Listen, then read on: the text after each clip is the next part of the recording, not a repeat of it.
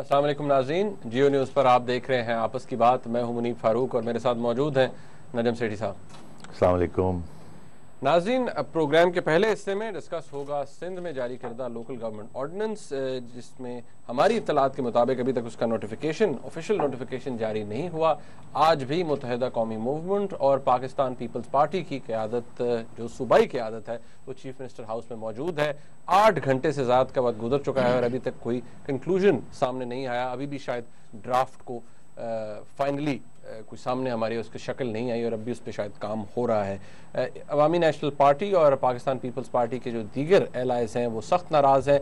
उनको एतराज़ किस बात पे है ये भी हम आगे चल के बताएंगे। और सबसे इम्पॉर्टेंट बात कि लोकल गवर्नमेंट इलेक्शंस क्यों ज़रूरी हैं मुत्तहिदा कौमी मूवमेंट के लिए, या जनरल इलेक्शन से पहले इनका इनेकाद क्यों ज़रूरी समझा जा रहा है, इस पर जोर क्यों दिया जा रहा है और इसका असर क्या हो सकता है सिंध की सियासत के ऊपर। नाज़रीन, पहले इस पर बात होगी, आगे चल के हम हिंदुस्तान और पाकिस्तान के ताल्लुकात के हवाले से बात करेंगे। जो नया वीज़ा रजीम है जिसके अंदर बहुत सी पॉजिटिव चीज़ें सामने ज़रूर आई हैं, लेकिन अभी भी बहुत से तज्ज़िया निगार ये कहते हैं कि शायद अभी भी डर है कि खुदा न खास्ता रंग में भंग डाली जा सकती है या इसको एकदम नॉर्मलाइजेशन की तरफ पहला कदम नहीं कहना चाहिए। अभी बहुत से प्री रिक्विजिट्स हैं जिनका पूरा होना ज़रूरी है। बलूचिस्तान के हवाले से सुप्रीम कोर्ट बार एसोसिएशन की सरबराही में एक सेमिनार हुआ कोयटा के अंदर, जहाँ पर एक स्पेशल एक्शन ग्रुप की बात की गई कि उसको बनाया जाए। आसमा जहांगीर साहबा ने बातें की, बहुत से और मुकर्रीन ने इंपॉर्टेंट बातें की, उसके हवाले से भी नाज़रीन गुफ्तगू करेंगे आगे चल के। लेकिन सबसे पहले सेठी साहब, एक रिपोर्ट है, मैं चाहता हूँ कि ये जो पूरा सिंध लोकल गवर्नमेंट ऑर्डिनेंस है इसकी एक तारीख है और ये चूहे बिल्ली का खेल है पिछले 2 सालों से। बड़े इसके ऊपर भी आपने देखे बड़े ड्रामे हुए हैं, कहना नहीं चाहिए लेकिन सियासी ड्रामे हुए हैं। मैं चाहता हूं हमारे नाज़रीन वो इस रिपोर्ट की शक्ल में देखें और फिर हम गुफ्तगू को आगे बढ़ाते हैं।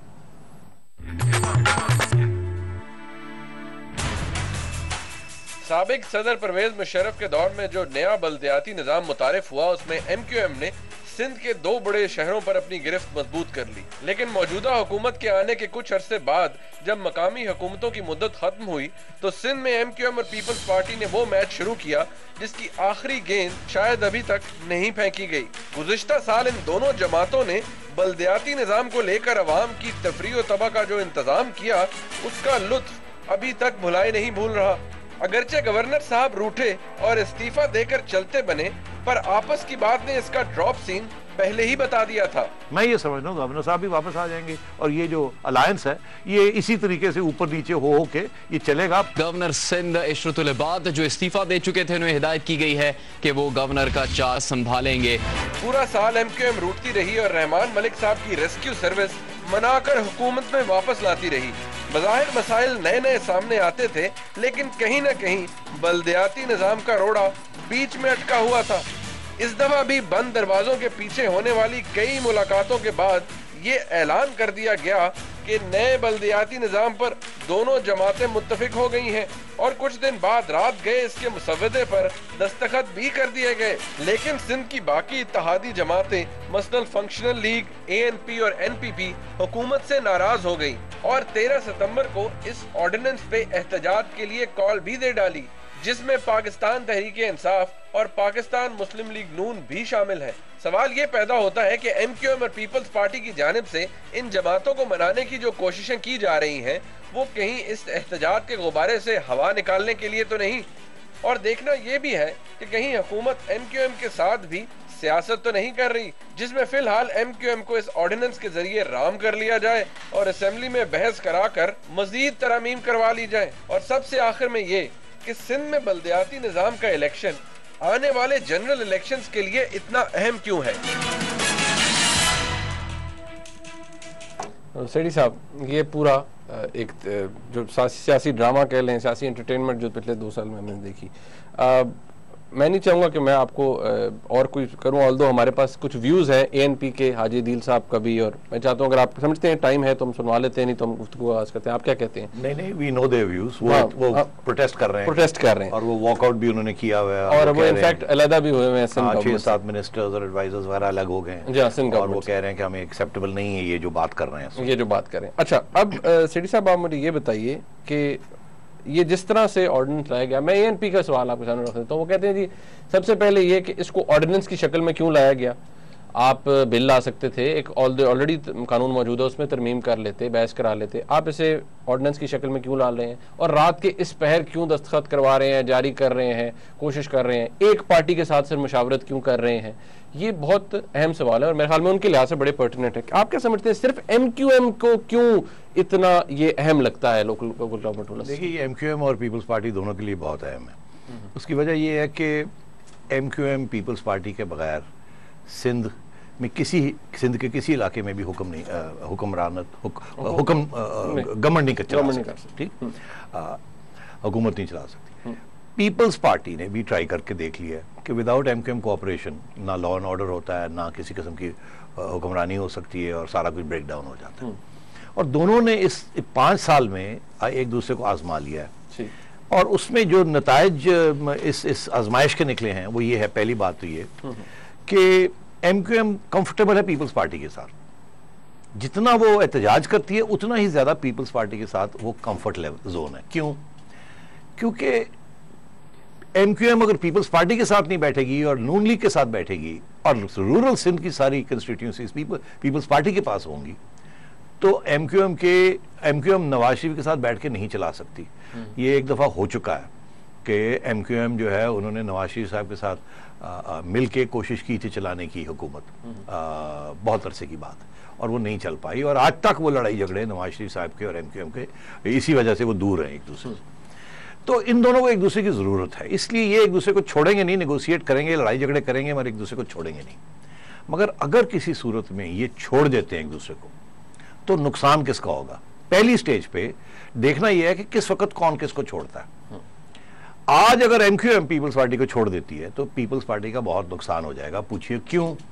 क्योंकि पीपल्स पार्टी इस वक्त एक कश्मकश में है जुडिशरी के साथ, एक कश्मकश नवाज शरीफ साहब के साथ। नवाज शरीफ साहब के साथ है इंटरिम प्राइम मिनिस्टर कौन बनेगा, केयरटेकर गवर्नमेंट्स क्या होंगी, सुप्रीम कोर्ट के साथ है NRO केस। इस सूरत हाल में MQM की सख्त जरूरत है। एक प्राइम मिनिस्टर उनकी छुट्टी हो चुकी है। अब अगर दूसरा प्राइम मिनिस्टर की छुट्टी होती है और तीसरा प्राइम मिनिस्टर इलेक्ट करना है तो MQM की जरूरत पड़ेगी। तो ये किसी स्टेज पे भी पीपल्स पार्टी MQM को नहीं छोड़ सकती। वो और बात है कि इलेक्शन से पहले सब अपने अपने घरों में चले जाएं और अपने अपनी कैंपेन शुरू कर दें, मगर वो अलग बात है। इस स्टेज पे पीपल्स पार्टी नीड्स MQM, इसीलिए जरदारी साहब हर स्टेज पे बेंड ओवर करते हैं।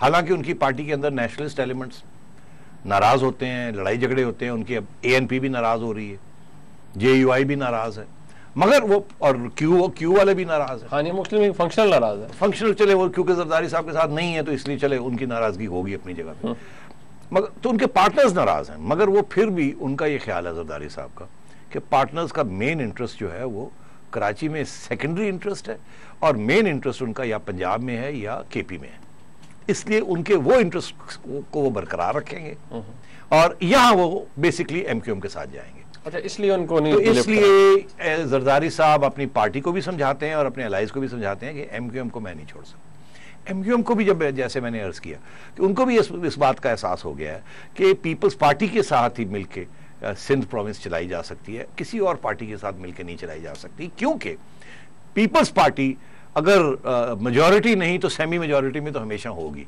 तो वो किसी गवर्नमेंट को चलने नहीं देगी, जैसे MQM किसी गवर्नमेंट को नहीं चलने देती। इसलिए इन दोनों को मिलके गवर्नमेंट चलानी है। अभी भी उन्हें जरूरत तो नहीं है, अभी भी बिल्कुल चल रहा है, मगर फिर भी वो तैयारी इसी चीज की है।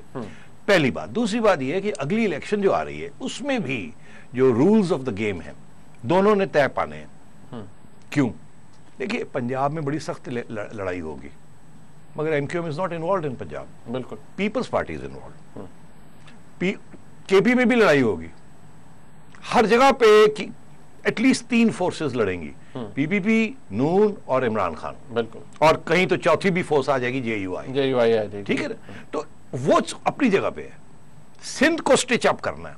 अगर जरदारी साहब और MQM सिंध को स्टिच अप नहीं करते और नवाज शरीफ साहब या इमरान खान साहब आके इनरोड्स क्रिएट कर लेते, क्योंकि इनके आपस में झगड़े हो रहे हैं, इन दोनों का नुकसान हो जाएगा, दोनों का नुकसान, और कोई और गेन कर जाएगा। तो दोनों को इस बात का एहसास है। इसलिए जो पिछले रिजल्ट्स आए थे इलेक्शन के, कोशिश दोनों की इस दफा यही है कि मिनिमम वो रिजल्ट आने चाहिए, कम से कम, खास तो सिंध में, सिंध की बात कर रहा हूं, सिंध की बात कर रहा हूं कि एमक्यूएम को अपनी सीटें मिलनी चाहिए, पीपल्स पार्टी को अपनी सीटें मिलनी चाहिए, इमरान खान को सीट नहीं देनी, नवाज शरीफ को सीट नहीं देनी, और अपने जो अलायंसेस हैं उनको तकड़ा किया जाए क्यू के साथ या इवन विद फंक्शनल, वो देखी जाएगी वो बात। ये है सारी स्ट्रैटेजी। इसलिए मैं हमेशा कॉन्फिडेंट था कि सियासी जो एनालिसिस का जो तज्जिया जो मैं करता हूं उसका जो नतीजा ये है, लॉजिक ये है कि ये एक दूसरे के साथ रहेंगे और बाकी लोग नाराज भी होंगे, उनको साथ लेके चलेंगे। जरदारी साहब ने, आपको याद है कि स्पीकर साहिबा के मियाँ को भी फारग कर दिया, उनको कहा कि नहीं आप बहुत आगे निकल रहे हैं। नेशनलिस्ट, सिंधी नेशनलिस्ट के साथ भी झगड़ा लिया, हालांकि नेचुरल अलायंस है पीपीपी का सिंधी नेशनलिस्ट के साथ। So but this relationship is very important. और मैं आपको बताऊं, दोनों साइड्स बड़ी कॉन्फिडेंट हैं कि ये मामला तय हो जाएगा। और मैं आपको जाते जाते ये कह दूं, आपने कहा कि अभी तक वो बैठे हुए हैं, ये हो गया। दरअसल सूरत हाल ये है कि अग्रीमेंट तो हो गई है, ठीक, आपने और मैंने ऑर्डिनेंस नहीं देखा अभी तक, क्योंकि छपा ही नहीं उस तरह। आपने दो बातें आपने की, आपने कहा कि जी पहला तो ये बताइए कि हाजी दिल साहब कहते हैं कि जी क्यों नहीं पार्लियामेंट के अंदर क्यों नहीं लेके, जो ऑलरेडी मौजूद है उसमें तरमीम कर लें, वहां ले आए इसको। वहां लाएंगे तो वो डेडलॉक हो जाएगा, वहां गंद पड़ जाएगा, लड़ाई झगड़े हो जाएंगे, शोर शराबा होगा, मजाक होगा, डोंट नीड दैट। दूसरी चीज ये कि बेहतर ये है कि इसको ऑर्डिनेंस के तौर पे ले आया जाए। ऑर्डिनेंस 90 डेज के लिए वैलिड होता है, बिल्कुल, आर्टिकल 128, बिल्कुल सही। अगर पीपल्स पार्टी और एमक्यूएम एक दूसरे के साथ कोऑपरेट नहीं कर पाते, आगे जो क्राइसिस आ रही है, अगर एमक्यूएम और प्रॉब्लम्स क्रिएट करता है तो पीपल्स पार्टी इलेक्शन डिले कर देगी, लोकल बॉडी, और ऑर्डिनेंस जो है 90 डेज में लैप्स हो जाएगा, और पार्लियामेंट से और नेशनल असेंबली से रेटिफाई, नेशनल असेंबली क्या वो प्रोविंशियल असेंबली से नहीं, उसको रेटिफाई नहीं करेगी। तो ये एक किस्म का पॉलिटिक्स है कि 90 दिन के लिए तो स्टिच अप करें, ठीक है। अब अगर इलेक्शन करानी है तो 90 दिन में करानी है, 60 दिन में करानी है, या इसको खींचना है 90 दिन तक, तो दोनों गुड बिहेवियर पे होंगे। उनकी कोशिश है एमक्यूएम की कि करवा लिया जाए 90 दिन के, इनकी कोशिश हो कि जितना देर खींचा जाए ताकि इनका सपोर्ट हमारे पास रहे इस्लामाबाद में एंड तक रहे। ये ना हो लोकल बॉडी करा ले, उसके बाद एमक्यूएम को जाओ जी जाओ हमें आप जाओ, हम नहीं सपोर्ट करते आपको वहां। अच्छा, तो इसलिए पीपल्स पार्टी ड्रैग करेगी। ये 90 डेज ऑर्डिनेंस इसलिए किया है कि 90 डेज तक अब पार्लियामेंट की जरूरत नहीं है। अच्छा। और एक तरफ सोर्ड ऑफ, जैसे वो कहते हैं ना, सोर्ड ऑफ डेमोक्रेसी, वो अब ये वो स्टेट हो गई है। तो this is high class politics on both sides, आला पैमाना है सियासत का। अच्छा सेठी साहब, अब ये थोड़ा सा आगे चलते हैं। क्यों, ये एक बहुत इंपॉर्टेंट सवाल है जो कि लोग भी कहते हैं कि जी क्यों इतना ज्यादा इंसिस्ट कर रही है मुत्तहिदा कौमी मूवमेंट कि जी लोकल बॉडी इलेक्शंस हों सिंध के अंदर और जनरल इलेक्शन से पहले हों। देखिए, यहाँ ये बहुत इंपॉर्टेंट है एमक्यूएम के लिए, क्योंकि हुआ ये है कि आपको एक छोटा सा फैक्ट बता दूं। अच्छा, वो फैक्ट ये है कि आपको याद होगा इमरान खान साहब ने एक पिटीशन की थी काफी अरसा पहले, जिसमें उन्होंने कहा था कि वो जो जाली वोट्स हैं, जी वो हो भी गए, कितने मिलियन जाली वोट्स थे सारे पाकिस्तान में जो कि रिजेक्ट कर दिए गए और नए वोटिंग लिस्ट बनी है। पता है आपको, nearly 30 million, 3 crore out of 9, 3 crore जाली थे। आपको पता है पिछली इलेक्शन में ये सारे जाली वोट्स कास्ट हुए हैं, और ज्यादातर ये कहाँ कास्ट हुए हैं? ये पंजाब में और सिंध में। ओके, पंजाब में आपको पता है केयर टेकर गवर्नमेंट्स किसने बनाई, एंड सिंध में भी आपको पता है क्या हुआ। उसमें फायदा जो हुआ था वो बेसिकली कुछ पार्टीज का हो गया था, जो लोग वहां बैठे हुए थे। ठीक, अब वो खत्म हो गए, अब लड़ाई होगी वहां ठीक ठाक किस्म की, अब हर वोट काउंट करेगा, और जो नया वोट है इसलिए, और ऊपर से इमरान खान साहब कूद गए। जो खतरा ये है कि नौजवान तबका जो है, स्पेशली अपर मिडिल क्लास तबका जो है, वो जाके इस दफा वोट ना डाल दे। पहले तो कभी वोट डालते नहीं थे, अब उन्होंने अगर वोट डाल दिया तो क्या होगा। तो ये वोटिंग पैटर्न्स जो थे ना, वो पहले थोड़े से रिग्ड थे, अब थोड़ी सी अब ज्यादा आजादी होगी। उसमें बहुत जरूरी है पीपल्स पार्टी और एमक्यूएम को कि वो लोकल बॉडी के बेसिस बनाकर इलेक्शन पहले करें, उसको टाइट करके करें while they are still in power. अभी इंटरिम गवर्नमेंट नहीं है, अभी अपनी गवर्नमेंट है। हाँ, यानी कि निगरान हुकूमत से पहले, हाँ, निगरान हुकूमत से पहले ये करवा लें, अपने जड़ें मजबूत कर लें, पांव तकड़े कर लें, खड़े हो जाएं, दोनों पावर आ जाए लोकल बॉडीज में, उसके बाद निगरान हुकूमत करते रहे। इलेक्शन तो लोकल बॉडी, जो अगर लोकल बॉडीज इनकी अपनी होंगी तो फिर तो ज्यादा कंट्रोल होगा ना, ऑर्गेनाइजेशनल भी, फंडिंग के तौर पे भी कंट्रोल होगा ऑन द लोकल सीन, और वो प्लेटफॉर्म बन जाएगा फॉर द जनरल इलेक्शंस और द प्रोविंशियल इलेक्शंस। यही हमेशा मिलिट्री की भी यही स्ट्रेटेजी होती है कि लोकल बॉडी के अपने लोग खड़े कर दिए जाएं, सियासतदान प्रोविंशियल को हटा दिया जाए और वो बेस बना के और पार्लियामेंट लाई जाए जो कि मिलिट्री को सपोर्ट करे। यहां सूरत हाल ये है कि ये दोनों पार्टीज क्योंकि एस्टैब्लिश्ड सॉलिड पार्टीज हैं, इन्होंने भी वही रास्ता इख्तियार किया है कि लोकल बॉडी करके तकड़े होके अपनी जमा लें और फिर जनरल इलेक्शन हम लड़ें।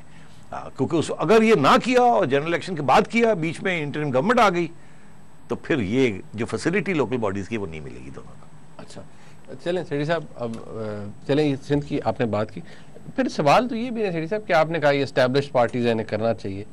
हम पंजाब देख लेते हैं, यहाँ पर एस्टैब्लिश्ड पार्टी, सबसे बड़ी पार्टी इस वक्त असेंबली के, प्रोविंशियल असेंबली के अंदर PMLN है, लेकिन वहाँ कोई इंक्लिनेशन नहीं है लोकल गवर्नमेंट के इलेक्शन कराने में।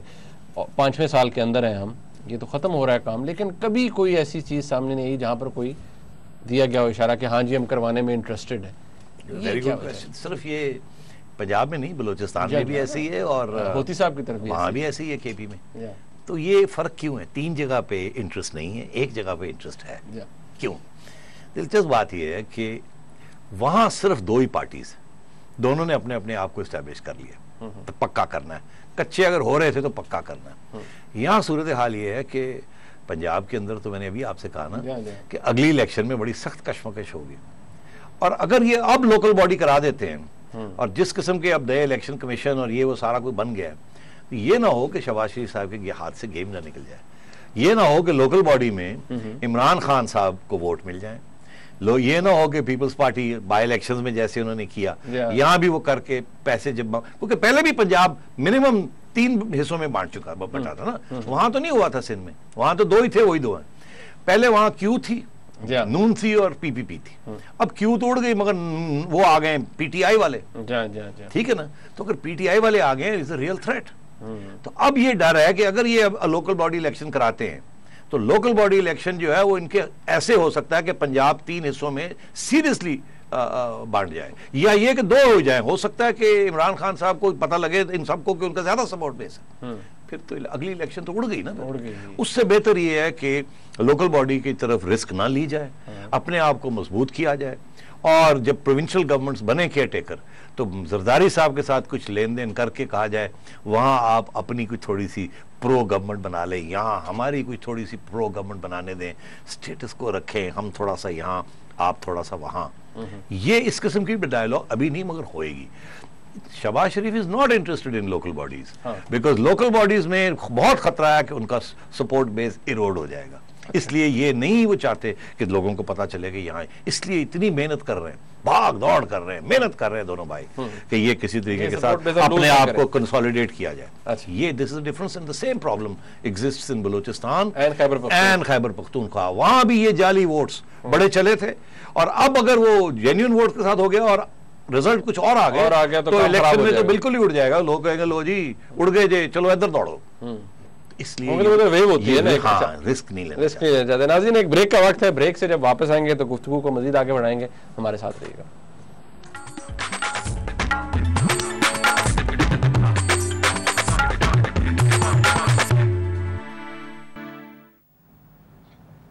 नाज़रीन, ब्रेक के दौरान अगर आपका ये ख्याल है कि मैं और सेठी साहब बैठ के कहवा या चाय पी रहे होते हैं, तो बिल्कुल नहीं। आज सेठी साहब की चिड़िया हमलावर हुई और उसने कुछ सेठी साहब के कान में कुछ बताया, और अब मैं सेठी साहब से पूछूंगा कि आप प्लीज़ वो मुझे भी बताएं जो आपने मुझे ब्रेक में नहीं बताया। नहीं, वो आप और मेरा प्रोग्राम चल रहा था, मेरी कराची की चिड़िया प्रोग्राम सुन रही थी कराची में। अच्छा, तो उसने सोचा कि हम बात जो है वो थोड़ी सी इधर उधर कर रहे हैं। अच्छा, वो फौरन लपक के उसने मुझे पैगाम भिजवाया कि देखिए आप कह रहे हैं कि अभी तक ऑर्डिनेंस जो है वो नोटिफाई नहीं हुआ, तो आप कुछ इस पे शक कर रहे हैं कि शायद होगा या नहीं होगा। अच्छा। ऐसी कोई बात नहीं है। अच्छा, वो प्रिंटिंग के लिए चला गया। अच्छा, तो आप लोग जरा थोड़ा सा टाइट हो जाए अपनी खबर पक्की रखें। अच्छा, इनको प्रिंटिंग के लिए चला गया। तो मतलब ये है कि अगर प्रिंटिंग के लिए चला गया हेडी साहब तो फिर 8 घंटे से क्या हो रहा है बंद दरवाजों के पीछे? मेरा ख्याल है ये अभी हुआ है ये। अच्छा, कुछ चल रहा था कि इसमें भी लास्ट मिनट में ये, लास्ट मिनट पे वो चीजें हो रही थी, अब फाइनल शेप उसकी हो गई है, यानी कि फाइनल ड्राफ्ट प्रिंटिंग के लिए चला गया है। ये चिड़िया की खबर है, मगर आजकल की चिड़ियों को ऊपर पूरा भरोसा नहीं किया जा सकता। हालात ही ऐसे, लाइन सारे इधर उधर लाइन पिट जाती है कभी कभी। अच्छा, इसलिए बस चुप कर जाओ। तो इसके साथ एक्सक्लूजन क्लॉज हम लगा देते हैं, सब्जेक्ट टू रेटिफिकेशन। हेडी साहब थोड़ा आगे चलते हैं। पाकिस्तान इंडिया बहुत कुछ हुआ, new visa regime, obviously a lot has been said and, और इसके बारे में बहुत कुछ लिखा गया है। मुझे ये बताएं कि आपको क्या लगता है? Obviously everybody was bloating about it कि बड़ा अच्छा हुआ, बड़ा पॉजिटिव है। पहला सवाल, डू यू थिंक जो हुआ है वो बहुत सिग्निफिकेंट है, इंपॉर्टेंट है? एंड नंबर 2 में इसके साथ ही बोल देता हूँ, आपको क्या लगता है कि ये जो भी हुआ है ये क्या सस्टेनेबल है दोनों ममालिक के लिए? दूसरा सवाल तो बहुत मुश्किल है, वो बाद में बात करते हैं। जो कुछ हुआ ये बहुत अहम है। इसलिए नहीं कि ये कल परसों हुआ, ये तो काफ़ी अरसे से ये पाइपलाइन में था। वो सारा ड्राफ्ट वार्ट्स बन चुके थे, एग्रीमेंट हो चुकी थी, और ये पहले ही हो जाना था 2-3 महीने, मगर इसको मुलतवी कर दिया गया क्योंकि इंडिया की तरफ से उनके सेक्रेटरी आ रहे थे इसको साइन करने के लिए, इस अकॉर्ड को। मगर रहमान मलिक साहब ने कहा नहीं, ये बहुत अहम अकॉर्ड है, ये मिनिस्टर साहब को आना चाहिए और ये हिस्टोरिक अकॉर्ड है और इसको आप क्यों डाउन प्ले कर रहे हैं? हम चाहते हैं दुनिया को पता चले कि हमने अपने रास्ते बदल लिए, अब हम अमन चाहते हैं, अब हम किसी का पंगा नहीं लेंगे और हम ये इसको वर्ल्ड इवेंट बनाना चाहते हैं, तो आप इसको क्यों डाउन प्ले करना चाहते हैं? अच्छा, तो इसलिए आप मेहरबानी करें, मिनिस्टर साहब को भेजें, फिर मैं साथ खड़े होकर हाथ में हाथ डाल के फिर हम ये करेंगे। तो फिर वही हुआ, इसको हाई प्रोफाइल इवेंट बनाया गया, ये हमारे कहने पे इसको हाई प्रोफाइल इवेंट बनाया गया और ये दुरुस्त भी है, इसको हाई प्रोफाइल इवेंट बनाना चाहिए था। अच्छा। देखिए, ये इवेंट से पहले इससे भी बहुत बड़ा एक इवेंट हो चुका है, उसको हाई प्रोफाइल नहीं बनाया और वो भी बनाना चाहिए था, मगर शायद वो हमने खुद फैसला किया था कि उसको हाई प्रोफाइल नहीं बनाना, इंडियंस उसको हाई प्रोफाइल बनाना चाहते थे। वो क्या था? वो था ये जो तजारत की, ट्रेड की जो लिस्ट खुली है, पहले 1000 आइटम, अब 6000 आइटम आप मंगवा सकते हैं और दिसंबर तक मेरा ख्याल है सारा कुछ मोस्टली खुल जाएगा, कुछ चीजें रह जाएंगी।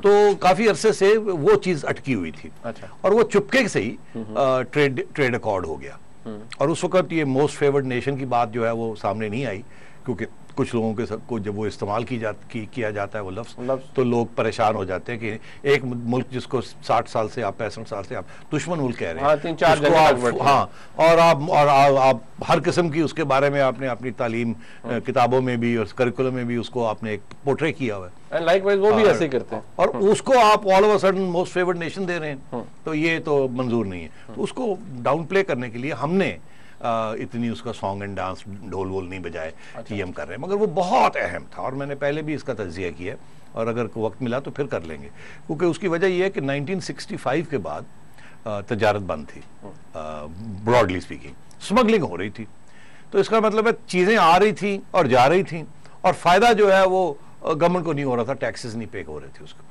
ड्यूटीज होने चाहिए जो कि होने चाहिए। तो जो जिस वजह से तजारत बंद हुई, क्योंकि लड़ाई झगड़े चल रहे थे, वो मकसद तो पूरा ना हुआ, तजारत होती रही मगर इलीगल होती रही।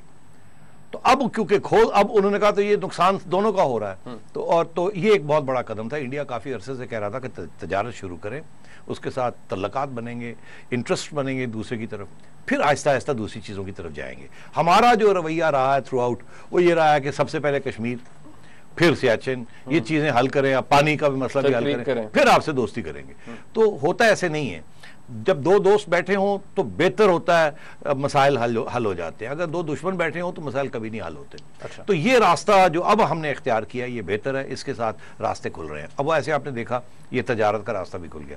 आपको पता है कि सबसे बड़ी रुकावट तजारत के बाद वीजा रेजीम थी, क्योंकि दोनों साइड्स की सिक्योरिटी एस्टेब्लिशमेंट्स जो हैं, नेशनल सिक्योरिटी एस्टेब्लिशमेंट्स, इंटेलिजेंस एजेंसियां, दोनों का बुरा एक्सपीरियंस है एक दूसरे के बारे में, दोनों दूसरे मुल्कों में मदाखलत करती हैं।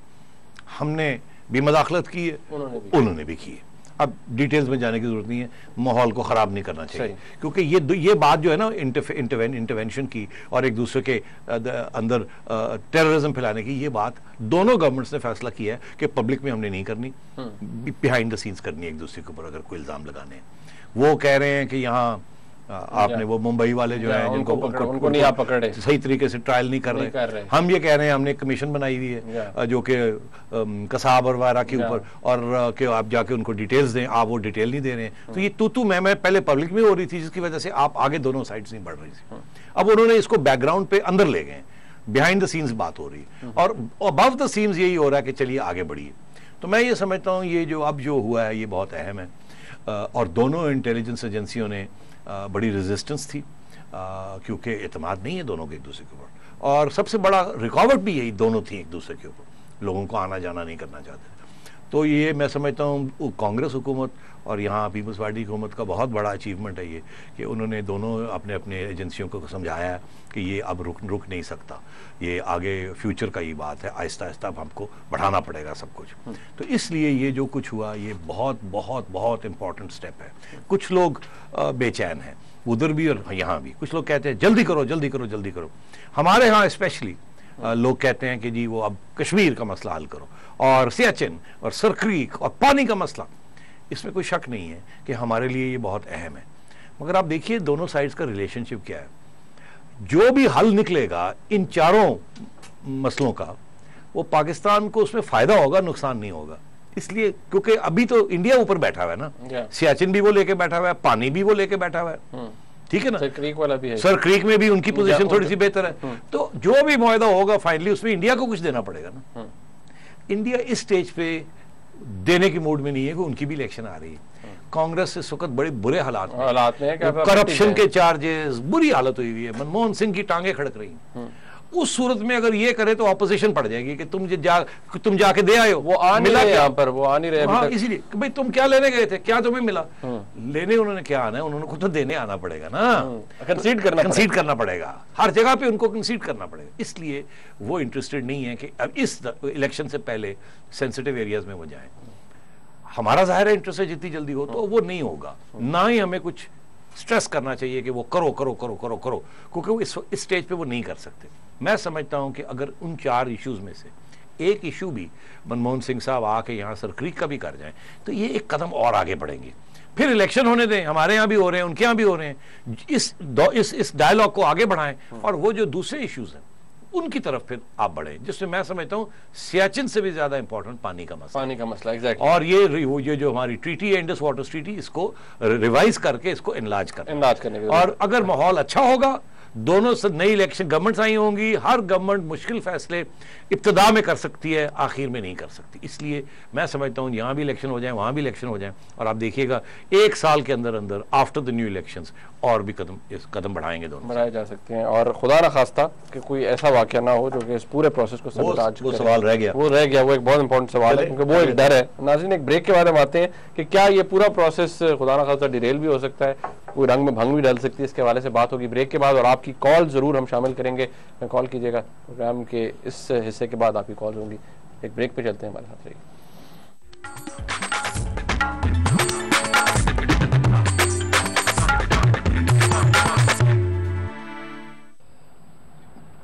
नाज़रीन, आपकी कॉल्स भी लेते हैं और गुफ्तगू को भी आगे बढ़ाएंगे। एक दो बहुत इंपॉर्टेंट इश्यूज हैं जिनके हवाले से बात करें। इस वक्त हमारे साथ सलमान साहब हैं। अस्सलाम वालेकुम जी। वालेकुम सलमान साहब। सर खैरियत से? सर गुजारिश ये थी कि पहले तो क्या है, हमारा जो इंतखाब जो है ट्रांजिशन सिस्टम ऑफ ये इंटरिम गवर्नमेंट है, क्या ये स्मूथली हो जाएगा? और लास्ट एपिसोड में आपने जिक्र किया था को कबायली हो सकता है केयर टेकर प्राइम मिनिस्टर, तो आपका इशारा जफरुल्लाह खान जमाली साहब की तरफ तो नहीं था? नहीं, जमाली साहब की तरफ नहीं था। अच्छा, आगे आइए। ये इंटरिम गवर्नमेंट स्मूथ प्रोसेस होगा? देखिए, मैं सिर्फ ये कह सकता हूँ कि इंटरिम गवर्नमेंट हो तो जाएगी, मगर इंटरिम गवर्नमेंट मेरा ख्याल है ऐसी होगी जिसमें कोई भी खुश नहीं होगा, जो कि बड़ी अच्छी बात है, क्योंकि ऐसी गवर्नमेंट हमें चाहिए जो कि इंडिपेंडेंट हो और न्यूट्रल हो। बड़ा मुश्किल बात है, यानी कि आप कह रहे हैं कि कोई राजी नहीं होगा इंटरिम गवर्नमेंट से।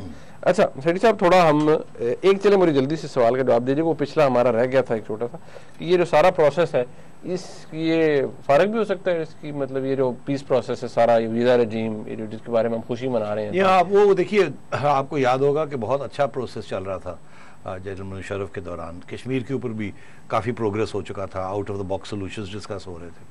मुशर्रफ साहब के खिलाफ एक मुहिम चली, वो फ्रीज हो गया प्रोसेस, उसके बाद मुशर्रफ साहब की छुट्टी हो गई।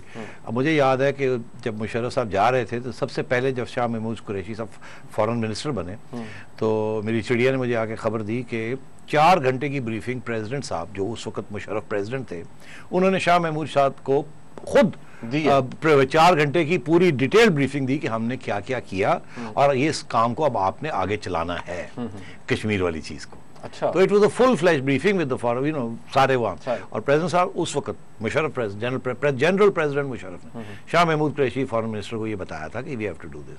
क्या हुआ? मुंबई हो गया।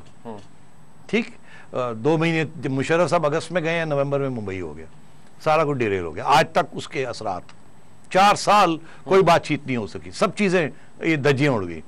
कल को फिर कोई ऐसा हादसा हो जाता है जिसके कदम वो कहते हैं फुटस्टेप्स लीड टू पाकिस्तान, तो डिरेल हो जाएगा ना सारा कुछ। ऑपोजिशन स्ट्रांग हो जाएंगी, जो लोग इंडिया में काम करना चाहते हैं पाकिस्तान के साथ, अमन की आशा चलाना चाहते हैं, उनके हाथ कमजोर हो जाएंगे। तो ये सारा वक्त ये खतरा रहता है कि कोई नॉन स्टेट एक्टर ऐसा काम कर दे जिसके साथ पाकिस्तान की हुकूमत के ऊपर कोई दाग लग जाए। अच्छा, तो ये इशू रहता है। अच्छा, मैं एक इशू डिस्कस करने से पहले, कॉलर हैं जी हमारे साथ जी, दिलीप कुमार साहब हैं हमारे साथ। अस्सलाम वालेकुम जी, कराची से। जी दिलीप कुमार साहब, पहले तो ये बताइए कि आपकी शादी सायरा बानो के साथ कैसी चल रही है? सायरा बानो के साथ तो नहीं है। अच्छा, सॉरी। जी साहब, आपका और मुनीब भाई का प्रोग्राम हम बड़े शौक से सुनते हैं जी, और देखते भी हैं। जी।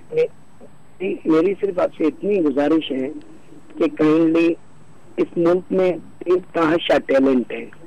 आप कुछ अपनी चिड़िया के हवाले से मुल्क पॉलिटिशियन से, जो भी हमारे सियासतदान हैं, जो भी हमारे हुक्मरान हैं, काइंडली इकोनॉमिकल एक्टिविटी पे अगर आप बात करें तो ज्यादा बेहतर रहेगा।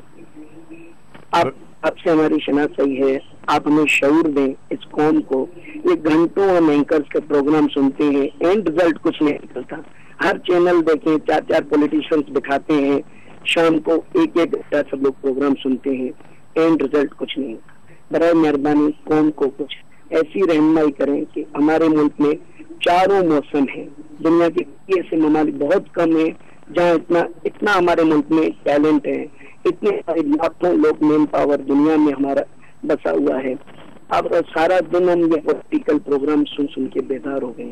बड़ी मेहरबानी दिलीप कुमार साहब, मैं आपकी आवाज़ में, आपकी सोच में बड़ा दुख और दर्द महसूस कर रहा हूँ।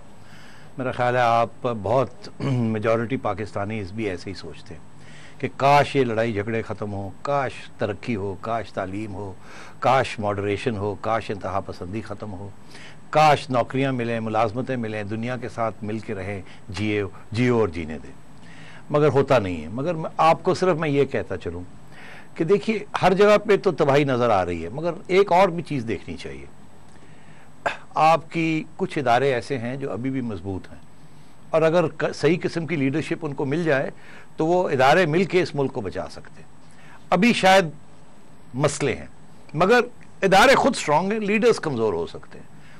आपकी ब्यूरोक्रेसी स्ट्रांग ब्यूरोक्रेसी इस मुल्क की अभी भी, वो जब काम करना चाहे, एडमिनिस्टर करना चाहे तो कर सकती है। आपका मीडिया स्ट्रांग है, अभी भी कुछ जिम्मेदारी इजहार करे, कुछ थोड़ा सा पढ़ाई लिखाई करे, कुछ सोच समझ के बात करे, जज्बात को कंट्रोल में रखे, लोगों को पॉजिटिव साइड के लेके जाए तो बेहतर हो सकता है। आपकी अदलिया बेहतर हो रही है, ठीक है, थोड़ी सी इस वक्त परसेप्शन ये है कि कुछ ऐसी चीज़ों में मुब्तला है जो कि शायद नेगेटिव हो रही हैं, उसके कॉन्सिक्वेंसेस, और डिस्टेबलाइजेशन हो रही है, मगर इन प्रिंसिपल जुडिशरी बेहतर हो रही है। फाइनली आर्म्ड फोर्सेस अभी भी मजबूत हैं, स्ट्रांग हैं, किसी किस्म की एग्रेशन को डिटर कर सकती है, मगर गलतियां हुई हैं, सब इदारों से उनके लीडर्स ने गलत गलतियां की। तो मैं समझता हूँ ये अच्छे, और सिविल सोसाइटी आप देख ही रहे हैं मजबूत हो रही है, हिंदुस्तान के साथ तल्लकात बेहतर हो रहे हैं, अमेरिका के साथ खराब होते होते बहुत खराब हो रहे थे, वो रुक गए। दुनिया के साथ अभी भी हम एक ऐसी स्टेज पे हैं कि अगर हमारा रास्ता सही हो जाए, हमें सही लीडर्स मिल जाए, दयानतदारी के साथ और विजन के साथ काम करें, तो हम इस मुल्क को बड़ा स्ट्रांग और अच्छा मुल्क बना सकते हैं। अभी वो कहते हैं सर से पानी नहीं गुजरा, तो मैं समझता हूँ कि आपकी दर्द को मैं पहचानता हूँ, मुझे भी बिल्कुल ऐसी, मेरे ज़हन में भी ऐसी बातें हैं और ऐसी ख्वाहिश है, मगर उम्मीद रखनी चाहिए। मैं बड़ा पुरुमीद हूँ, इंशाल्लाह we will come out stronger in the end. कतरा कतरा दर समुंदर। अच्छा सेठी साहब, एक दो सवाल है हमारे पास। ये कि अभी बड़ी इंटरेस्टिंग बात है, अब ये इनफैक्ट है इंटरेस्टिंग कि मखदूम शहाबुद्दीन साहब टेक्सटाइल के मिनिस्टर हैं और वो उनको अब ये कहा जा रहा है, हम अखबारों में पढ़ते हैं कि जी वो एब्सकॉन्डर भी हैं या एब्सकॉन्ड किया हुआ है, उनको इश्ताहारी भी करार दे दिया गया है ANF की तरफ से। तो आपको क्या लगता है, क्योंकि अली मूसा गिलानी के हवाले से हमने डिस्कशन की थी कि उस केस में कितने मेरिट्स हैं, क्या है कानूनी तौर पर, इस केस के बारे में आपको क्या ख्याल है? इस केस के बारे में मेरे जहन में कुछ सवाल आता है। अच्छा। मेरा ख्याल है कि ये सवाल सबके जहन में होने चाहिए, इसके जवाब हमें अच्छे मिलने चाहिए, बुरे जवाब हम नहीं तस्लीम करेंगे, नहीं मानेंगे। ठीक। पहला सवाल तो यह है कि मखदूम साहब ने 11 फरवरी को गालबन या फरवरी का महीना था पिछले साल, जब इन्होंने एक इंक्वायरी लॉन्च की थी, तो ये तो इंक्वायरी लॉन्च करने वालों में से हैं, कंप्लेनेंट है, इन्होंने ही इंक्वायरी लॉन्च की थी, तो आज इनको मुल्जिम बना दिया गया। तो ये कैसे ये रास्ता जो इतना लंबा था, 1.5 साल हो गया, 1.25 साल के, कंप्लेनेंट को अक्यूज बना दिया गया, तो इसके ऊपर भी कुछ थोड़ी सी रोशनी किसी को डालनी चाहिए कि ये कैसे हुआ। दूसरी बात ये कि जब ये प्राइम मिनिस्टर और जो 3 चालान कट गए, जब ये प्राइम मिनिस्टर बनने लगे तो उसी दिन उस रात जब ये अनाउंस हो गया कि ये प्राइम मिनिस्टर बनने लगे हैं, तो इनके खिलाफ अरेस्ट वारंट्स इशू कर दिए गए एक इदारे ने, जिसके अंदर फौज के ज्यादा लोग हैं, ANF। अच्छा, अब उस वक्त FIR में भी इनका नाम नहीं था, FIR में इनका नाम नहीं था और इनके खिलाफ वारंट इशू हो गए, तो दाल में कुछ काला नजर आता था। अब ये हुआ कि अभी कल ही एक FIR के अंदर इनका नाम इंक्लूड किया गया, और ये इससे कबल वो गए थे लाहौर हाई कोर्ट बेल लेने के लिए, बेल उनकी कंफर्म नहीं हुई, बेल उनको पहले मिल गई थी, अब कंफर्म नहीं हुई, रिजेक्ट हो गई, और हाई कोर्ट पिंडी बेंच, और उसके बाद उनका नाम FIR में डाला गया। तो मुनीब अब वो सुप्रीम कोर्ट में है, वो सुप्रीम कोर्ट की इंतजार कर लेनी चाहिए, सुप्रीम कोर्ट क्या फैसला देता है, उनको बेल देता है या नहीं देता। और अभी से ही वो एक कैरेक्टर असैसिनेशन वगैरह शुरू हो गई। आई थिंक कानूनी तौर पे ड्यू प्रोसेस को चलना चाहिए और हमें ज्यादती नहीं करनी चाहिए। फिर साहब आपको बहुत शुक्रिया। नाज़रीन, आपने प्रोग्राम देखा, फीडबैक जरूर दीजिएगा, देखने का बहुत शुक्रिया। खुदा हाफिज।